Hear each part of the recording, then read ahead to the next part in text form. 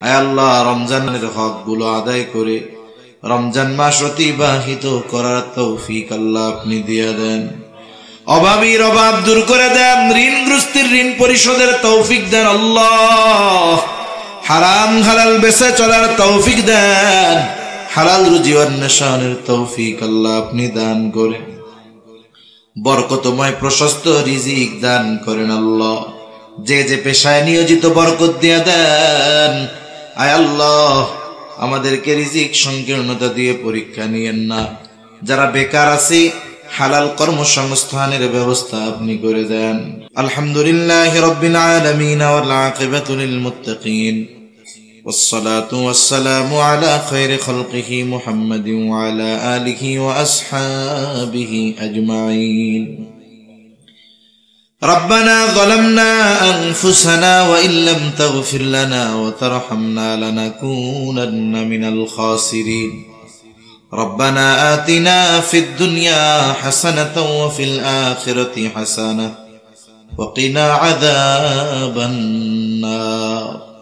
ربنا لا تزغ قلوبنا بعد إذ هديتنا وهب لنا من لدنك رحمة إنك أنت الوهاب.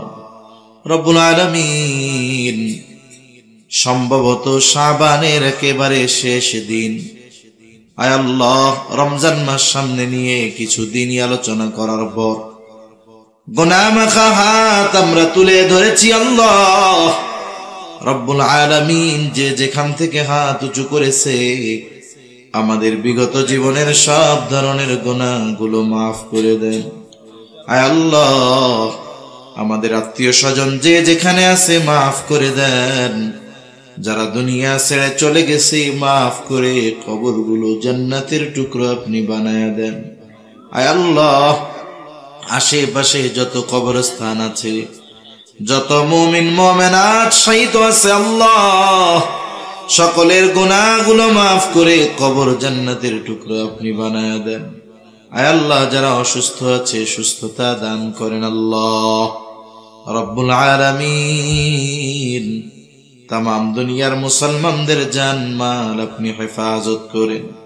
আয় আল্লাহ, জালেমদেরকে হেদায়েত দেন। হেদায়েত যদি না থাকে তাদের ব্যাপারে চূড়ান্ত ফয়সালা নেন। আমাদের একে অপরের প্রতি হৃদ্রতা, মুহাব্বত, ভালোবাসা আপনি বাড়ায়া দেন। লোভ, হিংসা, অহংকার মুক্ত হৃদয় দান করেন আল্লাহ। খাস করে আজকের এই মাহফিল আপনি কবুল আর মঞ্জুর করে নেন। আয় আল্লাহ, উলামায়ে কেরাম যত কিছু আলোচনা করেছে প্রয়োজনীয় কথাগুলো স্মরণ রেখে আমলের কথাগুলো আমল করবার তৌফিক দান করেন। রব্বুল আলামিন, মাহফিলকে এলাকার হেদায়েতের জরিয়া বানায়া দেন। খাস করে যেই মসজিদের উদ্যোগে মাহফিল আল্লাহ, মসজিদ খানা আপনি কবুল আর মঞ্জুর করে দেন। আয় আল্লাহ, আপনার ঘরের মুহাব্বতে যারা দান করেছে সকলের সকল দানগুলো আপনি কবুল আর মঞ্জুর করে নেন। আয় আল্লাহ, সকলের মনের নেক চাওয়া, নেক আশা কবুল করে নেন আল্লাহ। মসজিদের যত প্রয়োজনীয়তা আছে গায়বী খাজানা থেকে আপনি পূরণ করে দেন। আয় আল্লাহ, রমজান মাস আসতেছে মালিক, আমাদেরকে শাবানের বরকত দান করেন। আয় আল্লাহ, রমজান পর্যন্ত পৌঁছায়া রমজানের হকগুলো আদায় করে রমজান মাস অতিবাহিত করার তৌফিক আল্লাহ আপনি দিয়ে দেন। অভাবীর অভাব দূর করে দেন, ঋণগ্রস্তের ঋণ পরিশোধের তৌফিক দেন আল্লাহ। হারাম হালাল বেঁচে চলার তৌফিক দেন, হালাল রুজি অন্বেষণের তৌফিক আল্লাহ আপনি দান করেন। বরকতময় প্রশস্ত রিজিক দান করেন আল্লাহ। যে যে পেশায় নিয়োজিত বরকত দিয়ে দেন। আয় আল্লাহ, আমাদেরকে রিজিক সংকীর্ণতা দিয়ে পরীক্ষা নিয়েন না। যারা বেকার আছে হালাল কর্মসংস্থানের ব্যবস্থা আপনি করে দেন। রব্বুল আলামিন, আমরা যারা হাত উঁচু করেছি হয়তো আমাদের মধ্যে কারো মা নাই, কারো বাবা নাই। অনেকে হয়তো নিজের হাতে মুহাব্বতের মা বাবাকে কবরে শোয়া রাখছে আল্লাহ। গুনার কারণে যদি কারো মা বাবার কবরে আযাব হয়, আমাদের মধ্যে যাকে পছন্দ, যারা আমল পছন্দ, তার আমলের ওসিলায় ওই মা বাবার কবরের আযাব আল্লাহ আপনি মাফ করে দেন, কবরগুলো জান্নাতের টুকরো বানায় দেন। কিয়ামতের দিন হিসাব সহজ করে জান্নাতের ব্যবস্থা আপনি করে দিন। যাদের মা বাবা বেঁচে আছে সুস্থ দীর্ঘ নেক হায়াত আল্লাহ আপনি দান করেন রব্বুল আলামিন। খাস করে এই এলাকাবাসীকে আপনি কবুল আর মঞ্জুর করেন। আয় আল্লাহ, আসমানি জমিনি সকল প্রকার বালা মুসিবত থেকে হেফাজত করেন আল্লাহ। তারা পরিশ্রমী মানুষ রব্বুল আলামিন, তাদের আপনি কবুল আর মঞ্জুর করে নেন। আয় আল্লাহ, মা বোনদের কবুল করেন, পর্দানিশীন বানায় দেন। 5 ওয়াক্ত নামাজ যথাযথভাবে আদায় করার তৌফিক আল্লাহ আপনি দান করেন রব্বুল আলামিন। বেনামাজিদের নামাজি বানায় দেন, সুন্নাতবিহীন মানুষগুলোকে আপনি সুন্নাতওয়ালা বানায় দেন রব্বুল আলামিন। সকল প্রকার পাপাচার অনাচার থেকে বেঁচে থাকার তৌফিক দেন। আমাদের স্ত্রী সন্তান আমাদের জন্য চক্ষু শীতলকারী হিসাবে কবুল করে নেন। আল্লাহ, সকলকে অর্থনৈতিক সচ্ছলতা, মানসিক প্রশান্তি, পারিবারিক শান্তি দান করেন রব্বুল আলামিন। এলাকার মধ্যে মিলে মিশে থাকার তৌফিক আল্লাহ আপনি দিয়ে দেন রব্বুল আলামিন। আমাদের সকলকে বারবার মক্কা মদিনা জিয়ারতের তৌফিক দান করেন। যারা এখন পর্যন্ত যেতে পারে নাই, জীবনে একবার হলেও তাদের যাওয়ার তৌফিক আল্লাহ আপনি দান করেন রব্বুল আলামিন। কার মনে কি চাওয়া জানি না, সকলের মনের নেক চাওয়া নেক আশা কবুল করে নেন আল্লাহ। আয় আল্লাহ, পরকালের ডাক কখন চলে আসে বলা যায় না। মালাকুল মউত যখন চলে আসবে, আপনি আমাদের সকলের জবানে তাওহীদের কালিমা নসিব করে দিয়েন। আল্লাহুম্মা ইন্না নাউযু বিকা মিনাল গাম্মি ওয়াল হাযান ওয়াল আজজি ওয়াল কাসাল ওয়াল জুবনি ওয়াল বুখল ওয়া দালা'id দাইন ওয়া গালাবাতির রিজাল। রব্বি জাআলনি মুকিমাস সালাতি ওয়া মিন যুররিয়্যতি রব্বানা ওয়া তাকাব্বাল দুআ। ربنا اغفر لي ولوالدي وللمؤمنين يوم يقوم الحساب. ربنا هب لنا من أزواجنا وذرياتنا قرة أعين وجعلنا للمتقين إماما. رب ارحمهما كما ربياني صغيرا. رب ارحمهما كما ربياني صغيرا. রোজাদার রোজা রাখার কারণে পাকস্থলীতে দীর্ঘ সময় পানি যায় না, খাবার যায় না, যার কারণে পাকস্থলী শুকনা হয়ে যায়। এই কারণে একটা গন্ধ আসে মুখ দিয়া। নবীজি সাল্লাল্লাহু আলাইহি ওয়াসাল্লাম বলেন, রোজাদারের রোজা রাখার কারণে তার মুখে যেই গন্ধ হয়, আল্লাহ তাআলার কাছে রোজাদারের এই মুখের গন্ধটা মেশক আম্বরের চাইতে বেশি প্রিয়। রোজাদারের প্রতি আল্লাহর ভালোবাসা এটার দ্বারা বোঝা যায় যে তার পাকস্থলী খালি, গন্ধ হয় মুখ দিয়ে। মানুষ যদি মানুষের সাথে কথা বলে, যদি গন্ধ আসে, দূরে সরে যায়। কিন্তু রোজাদার রোজা রাখার কারণে যেই গন্ধ হয়, এটা আল্লাহর কাছে অপ্রিয় নয়। এর দ্বারা রোজাদার আল্লাহর কাছে কত প্রিয়, এটা মোটামুটি অনুধাবন করা যায়। এখন যদি ওই মুখ দিয়ে আমি আপনি গীবত করি, গীবত বুঝেন? একজনের অনুপস্থিতিতে তার দোষ ত্রুটি চর্চা করা, আলোচনা করা, মজা নেওয়ার জন্য, তার সংশোধনের জন্য নয়, শুধুমাত্র মজা নেওয়ার জন্য, তাকে হেয় করার জন্য। যেই দোষটা তার মধ্যে আছে, তার অনুপস্থিতিতে যদি আলোচনা করা হয় মজা নেওয়ার জন্য, তাহলে এটা হলো গীবত। গীবত এটা মৃত ভাইয়ের গোশত খাওয়ার চাইতেও জঘন্য, নাউজুবিল্লাহ বলে। এজন্য আমাদের সমাজে গীবত এটা হয়ে গেছে গীবাতের মতো। গীবাতের মতো, গীবাতের মতো। মসজিদের মধ্যেও গীবত আছে না নাই? মসজিদের মধ্যে আল্লাহর ঘরে যাইয়াও গীবত করে। যে কোনো মজলিসে 2-4 জন এক জায়গায় বসলে আর একজনের নামে গীবত শুরু হয়ে যায়। অথচ আল্লাহ রাব্বুল আলামিন বলেন, ওয়ালা ইয়াগতাব বা'দুকুম বা'দা আইয়ুহিব্বু আহাদুকুম আন ইয়াকুলা লাহমা আখিহি মাইতান ফাকারিহতুমুহ। আল্লাহ তাআলা বলেন তোমরা পরস্পর পরস্পরের গীবত করো না।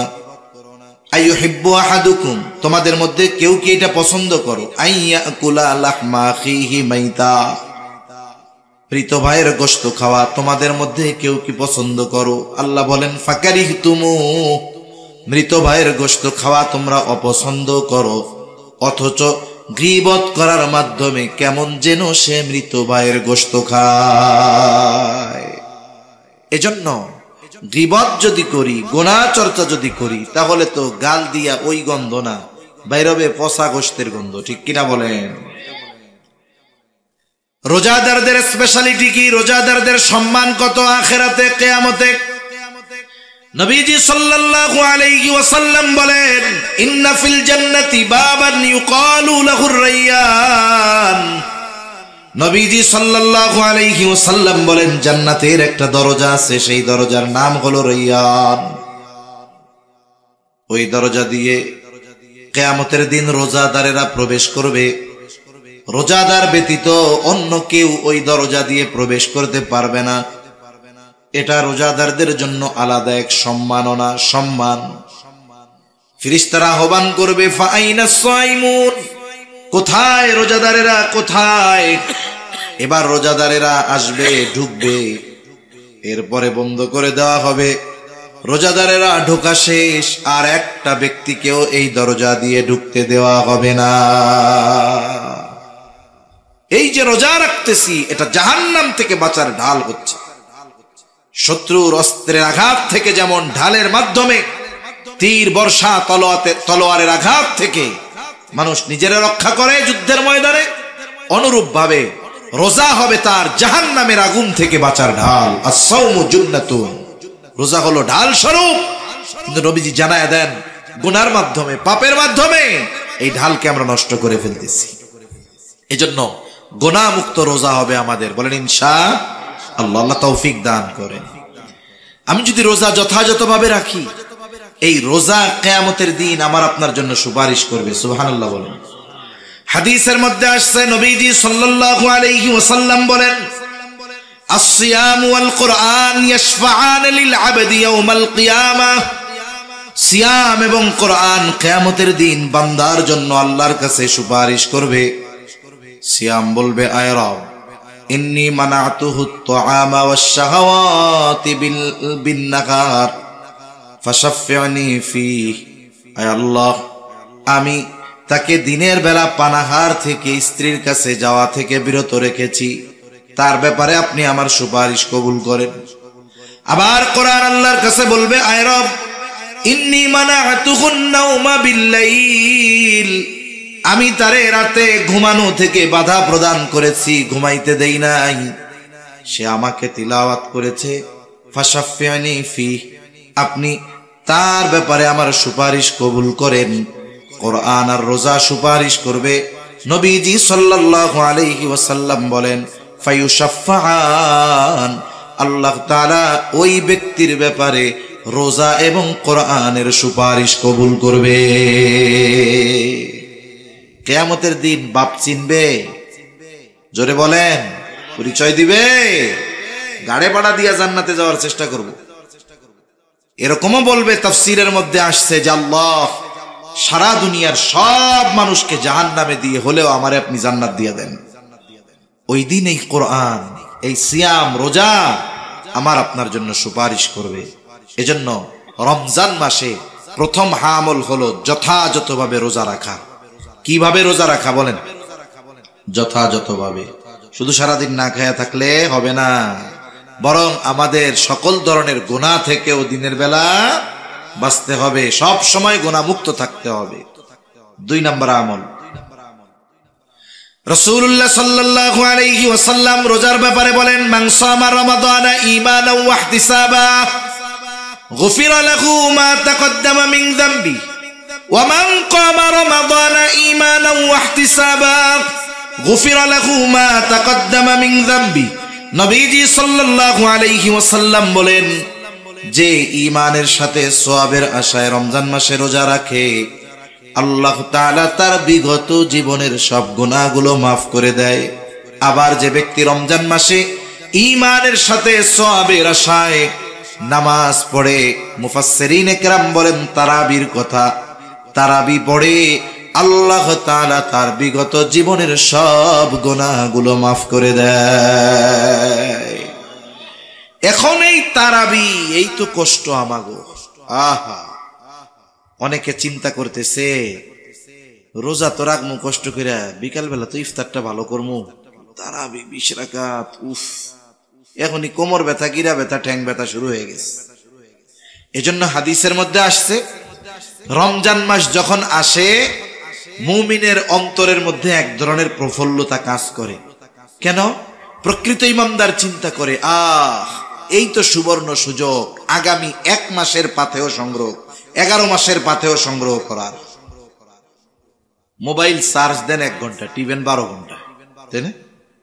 কয় এই 1 মাস সে আমলের মাধ্যমে সামনের 11 মাসের পাথেয় সংগ্রহ করে নিবে। এজন্য তার আনন্দ লাগে, ইবাদতের মৌসুম। আর মুনাফিক যেগুলা রোজায় যেগুলা মনে করেন ওই ওয়াজে নাই, মাইকে শুনতেছে, যেই কইছি যে কালকে তো তারাবি শুরু, ওর চিন্তা শুরু হয়ে গেছে পরশুদিন তো আর দুপুরে রান্না হইব না। আরে পরশুদিন আর দুপুরে রান্না হবে না রে। আমার মা বোনরা এমনি যা করুক আর না করুক রোজার মাসে রোজা ঠিক মতো রাখে, ঠিক কিনা বলেন? আর যদি খাইতে চায়, খাওয়ানোর কথা যদি কয়, একবারে সব ডিবিলে ধুইয়া দিব একবারে। বুড়া বেটা হয়েছে, খাটাস, কবরের মধ্যে ঠ্যাং একটা গেছে, এখনো রোজা রাখে না, অথচ পোলাপান রোজা রাখতেছে। এখন ওনার টেনশন শুরু হয়ে গেছে, খাইতে হইব কই, কেমনে খামু, এই যে টেনশন শেষ। ওই তাড়াশ বাজারে দেয় সুন্দর মতো পদ্মা আছে, খাস পদ্মা, ওর মধ্যে যায় খেয়ে টেয়া বাইরে বাইরে আছে না নাই কোন। এজন্য যারা মুনাফিক, নবীজি সাল্লাল্লাহু আলাইহি ওয়াসাল্লাম বলেন এই রোজা যখন আসে এটা তাদের জন্য কষ্টের কারণ হয়ে যায়। এখন এই যে রোজার মাস, তারাবি পড়তে হবে। আমাদের অনেকের চিন্তা শুরু হয়ে গেছে, খতম তারাবি কেমনে পড়বো? আবার যদি খতম তারাবি পড়ে হাফেজ সাহেব, তাইলে অন্য মসজিদে কয় মিনিটে হয় হিসাব করে, 8টায় শুরু করছে তারাবি, ও গো 8:30 শেষ, আমাকে 3 মিনিট বেশি লাগছে, 8:33। হাফেজ সাহেব এসে, হাফেজ সাহেব আমরা কিন্তু বাইরে যেতেছি, আমাকে 25 মিনিটে শেষ করা লাগবে। আছে না নাই কোন? আপনারা কে কইছে খতম তারাবি পড়তে? আপনি সূরা তারাবি পড়েন বাড়ি গিয়ে আস্তে আস্তে। হাফেজ সাহেব কোরআন তিলাওয়াত করবে, কয় মিনিট বেশি লাগে শুদ্ধভাবে পড়লে? হাফেজ সাহেব সুন্দর মতো 1.5 পারা যখন প্রথম 6 দিন পড়বে, প্রতি পারায় সে যদি 30 মিনিট সময় নেয় তিলাওয়াতের জন্য, রুকু সেজদা এগুলা তো আর কমানোর সুযোগ নাই, নাকি সেজদা 2টার জায়গায় 1টা দিলে হয়ে যাবে? মাশাআল্লাহ হবে, 2টাই তো দিবে। কমপক্ষে রুকুর মধ্যে সুবহান রাব্বিয়াল আযীম 3 বার তো বলবে নাকি? সুবহান রাব্বিয়াল আলা কমপক্ষে তো 3 বার বলবে নাকি? এইগুলা তো আর কমানোর সুযোগ নাই। তিলাওয়াত কতটুকু দ্রুত পড়া লাগে? 1 পারা হাফেজ সাহেবরে যদি 1.5 মিনিট করে প্রতি পৃষ্ঠায় সময় দেওয়া হয়, তাহলে সে মোটামুটি দ্রুততার সাথে শুদ্ধভাবে পড়তে পারবে। আর যদি সে প্রতি মিনিটে 1 পারা 1 পৃষ্ঠা পড়তে চায়, পড়তে পারবে, কিন্তু পরিপূর্ণ শুদ্ধ আর স্পষ্ট ভাবে হবে না।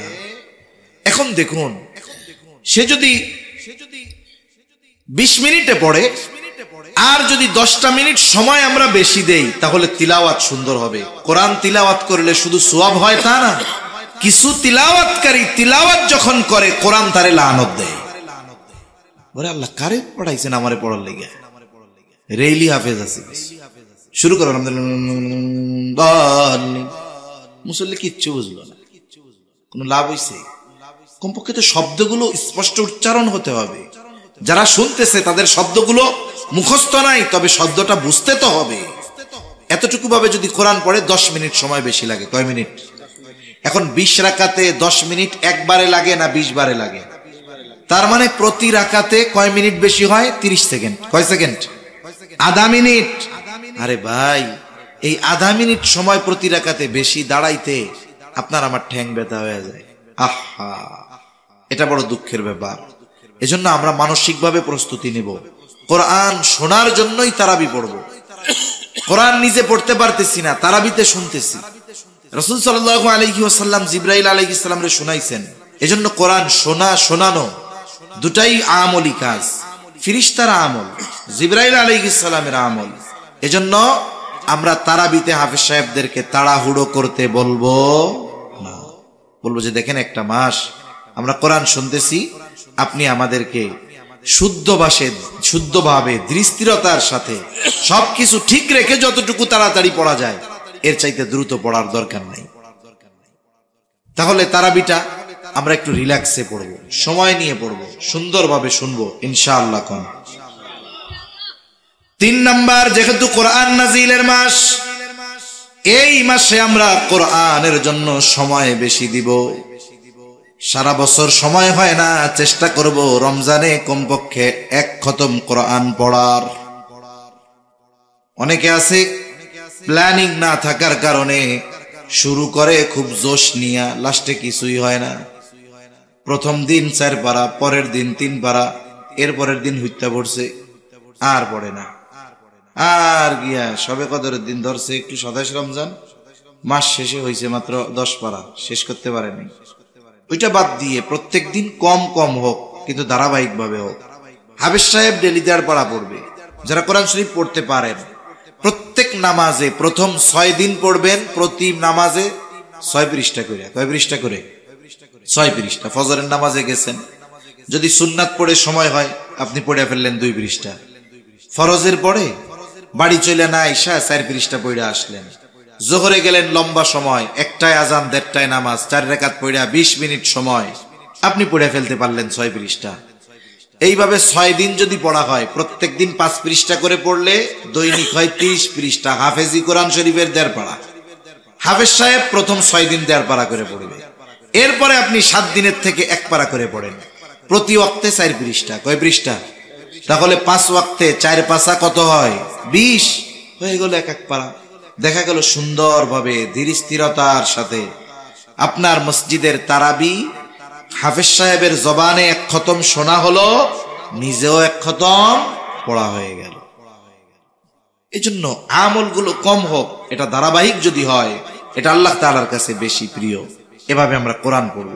যারা কোরআন পড়তে পারি না, হাফেজ সাহেব থাকবে, ইমাম সাহেব থাকবে, তাদের কাছ থেকে আমরা একটু কোরআন শেখার চেষ্টা করব।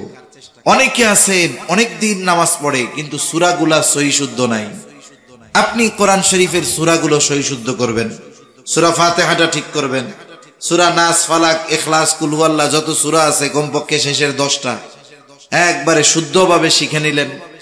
অনেক মুসল্লি আছে 30 বছর নামাজ পড়ে, সূরা ফাতিহার প্রথম আয়াতের অর্থ জিজ্ঞেস করলে কইতে পারবে না। অনেক মুসল্লি আছে।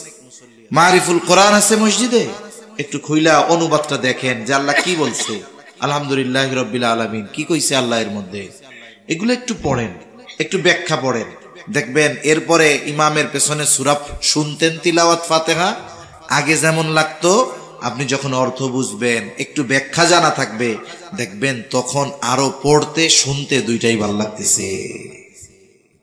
এজন্য কোরআনের সাথে একটু থাকা যাবে না ইনশাআল্লাহ। কত সওয়াব হবে কোরআন পড়লে জানেন? এক একটা অক্ষর পড়লে 10টা কইরা নেকি হয়। সুবহানাল্লাহ বলেন। রমজান মাসে সওয়াবের উপর এমনি সময় আল্লাহ 10 থেকে 700 গুণ বাড়ায়। রমজানে এটারে গুণ দিবেন আরো কমপক্ষে 70 দিয়া, কমপক্ষে 70 দিয়া। প্রথম কত? 10 থেকে 700 তো আল্লাহ এমনি টাইমে দেয়, আর রমজানে কমপক্ষে ওইগুলার সাথে গুণ হবে কত? 70। তাহলে একটা অক্ষর পড়লে কত সওয়াব? কোরআন শরীফ পড়া সওয়াব কামানো যায় সবচাইতে বেশি।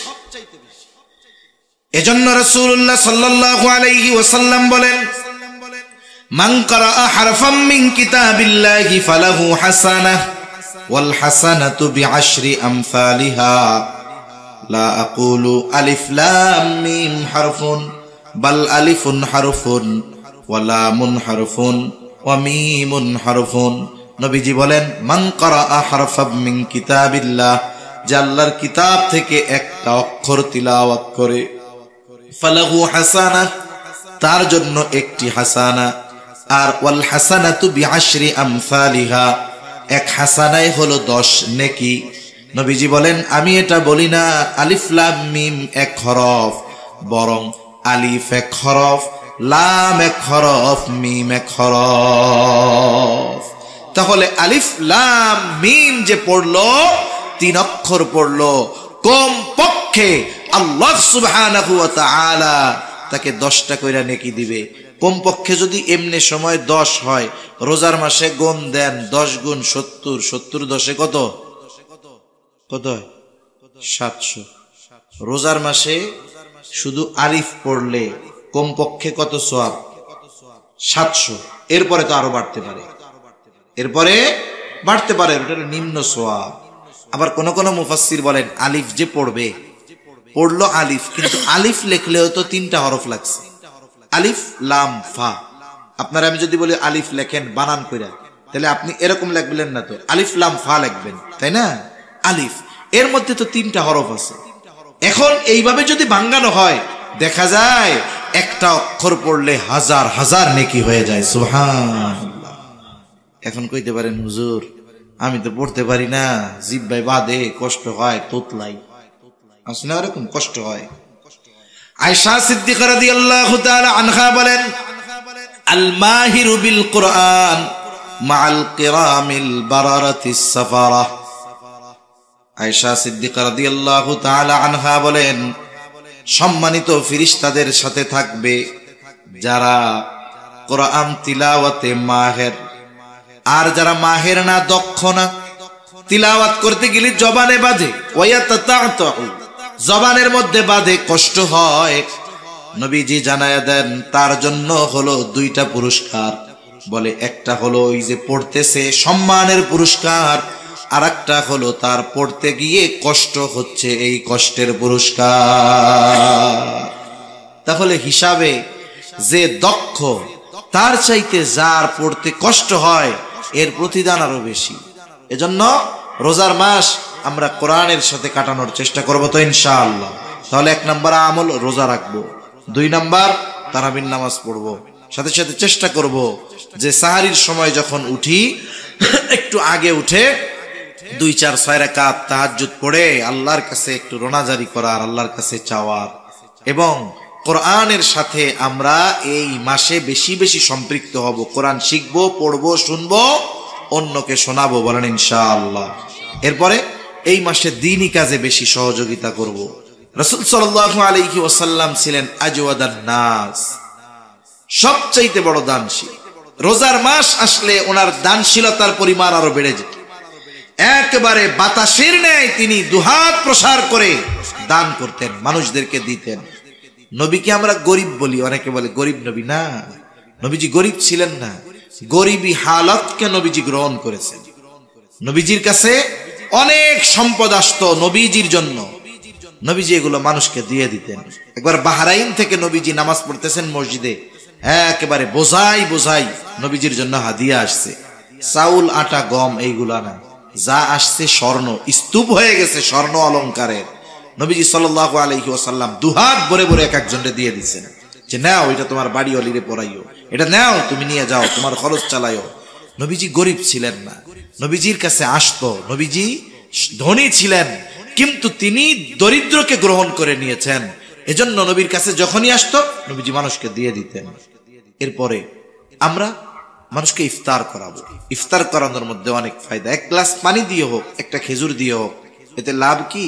আপনি কাউরে ইফতার করাইলেন, সে রোজাদার, তার রোজার সমপরিমাণ সওয়াব ইফতার করানেওয়ালা পেয়ে যাবে। এতে আবার যিনি রোজা রাখছেন তার কোনো সওয়াব কমে যাবে না। চিন্তা করে ওর বাড়ি ইফতার করে আমার সওয়াব যদি বেগডি নিয়ে যায়, খাওয়ানোর দরকার নেই, অসুবিধা নেই।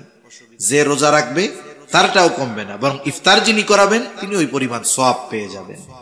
এই বিষয়গুলো আমরা খেয়াল রাখবো তো ইনশাআল্লাহ। আমাদের ঘরের মানুষের জন্য কাজ হালকা করে দিব। যদি কারো বাড়িতে কাজের লোক থাকে, আমরা তার কাজটাকে হালকা করে দেব রোজাকে কেন্দ্র করে। এইভাবে আমরা চেষ্টা করব আমাদের রমজান মাস অতিবাহিত করার। হতে পারে এই রমজান আমার আপনার জীবনের শেষ রোজা, ঠিক কিনা? হতে পারে কি পারে না? পারে। এজন্য রমজান মাস পেয়ে যে গুনাহ মাফ করাতে পারলো না, প্রসিদ্ধ এক হাদিস, নবীজি মেম্বারে উঠতেছিলেন, এক সিঁড়িতে উঠছেন আমিন, দ্বিতীয় সিঁড়িতে আমিন, তৃতীয় সিঁড়িতে আমিন। সাহাবায়ে কেরাম জিজ্ঞাসা করে, ইয়া রাসূলুল্লাহ সাল্লাল্লাহু আলাইহি ওয়াসাল্লাম, আপনি আমিন বললেন 3 বার, কিন্তু কি জন্য বললেন বুঝলাম না। নবীজি তখন 3টা কারণ বলছে। এর মধ্যে একটি কারণ হলো, যেই ব্যক্তি রমজান মাস পেল কিন্তু তার গুনাহ মাফ করাতে পারলো না, সে ধ্বংস হয়ে যাক।